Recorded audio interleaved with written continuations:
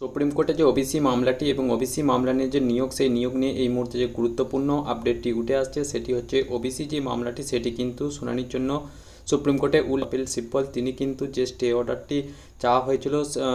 Supreme কোর্টের কাছ থেকে, তো সেই স্টে অর্ডারের উপর সুপ্রিম কোর্ট কী প্রতিক্রিয়া দিল, সেই প্রতিক্রিয়ার ফলে রাজ্য সরকার কতটা চাপে রয়েছে সেই নিয়ে আজকের এই আপডেটটি তো গুরুত্বপূর্ণ রয়েছেন, তাই শুরু থেকে শেষ পর্যন্ত অবশ্যই ভিডিওটি দেখবেন। রাজ্যের তরফ থেকে যে আইনজীবী আছেন অর্থাৎ কপিল সিব্বল তিনি চাইছিলেন এবং তিনি নাই রাজ্যও চাইছিলেন যে স্টে অর্ডারটি যাতে পাওয়া যায়, অর্থাৎ আজকে তাতে ওবিসি যে মামলাটি সেটি তাতে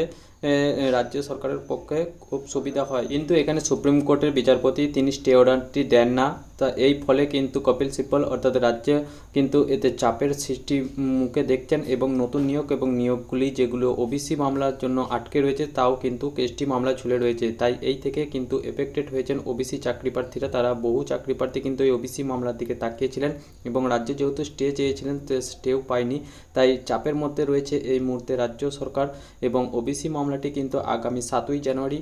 তারিখে কিন্তু লিস্টেড হয়েছেন পরবর্তী মামলাটি শুনানির জন্য। সেই দিন কিন্তু দেখা যাক চূড়ান্ত শুনানি হয় কিনা এবং স্টে অর্ডার দেয় কিনা এবং পরবর্তী নিয়োগ হয় কিনা।